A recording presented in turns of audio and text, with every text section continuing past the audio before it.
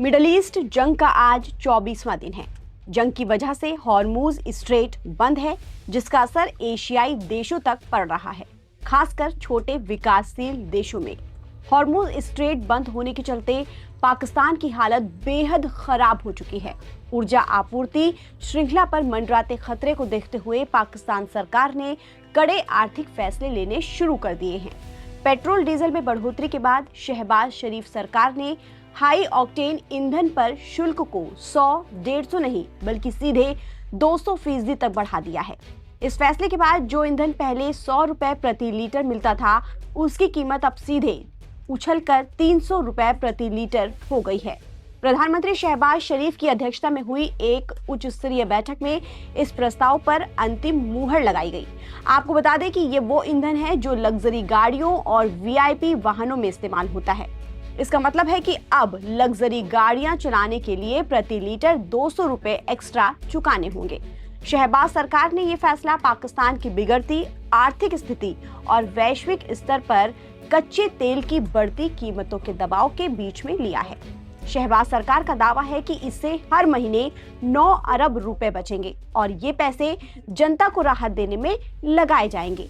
हकीकत ये है कि पाकिस्तान की अर्थव्यवस्था ऐसी हालत में पहुंच चुकी है कि पाकिस्तान की अब शहबाज सरकार लग्जरी कार वालों से ज्यादा शुल्क वसूलकर देश चलाने की तैयारी कर रहे हैं।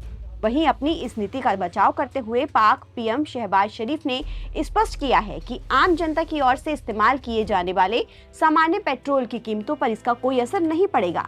इससे पब्लिक ट्रांसपोर्ट या हवाई किराए में कोई बढ़ोतरी नहीं होगी। ईरान युद्ध के कारण पाकिस्तान में ईंधन संकट गहराया हुआ है। 2 सप्ताह पहले सरकार ने इस महीने की शुरुआत में 55 रुपए प्रति लीटर की बढ़ोतरी पेट्रोल डीजल की कीमतों में की थी, जिसके बाद पाकिस्तान में पेट्रोल 321.17 रुपए और डीजल 335 रुपए 86 पैसे प्रति लीटर पर बिक रहा है। ईंधन संकट का असर जमीन के साथ साथ आसमान पर भी दिखाई दे रहा है। जेट फ्यूल की कीमतों में बढ़ोतरी के वजह से पाकिस्तानी एयरलाइंस ने अपने किराए में जबरदस्त इजाफा कर दिया है। कराची, लाहौर और इस्लामाबाद जैसे शहरों के बीच चलने वाली घरेलू फ्लाइट्स के टिकटों में 2800 से लेकर 5000 पाकिस्तानी करेंसी तक की बढ़ोतरी हुई है।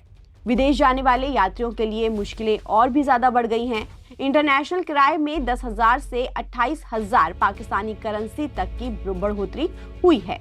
इसके अलावा सरकार ने सरकारी वाहनों के लिए ईंधन भत्ते में 50% की कटौती की, 4 दिन का वर्क वीक और जनता से अपील की कि वो ईंधन बचाए ताकि आने वाले दिनों में पेट्रोलियम उत्पादों की आपूर्ति प्रभावित होने का जोखिम टाला जा सके।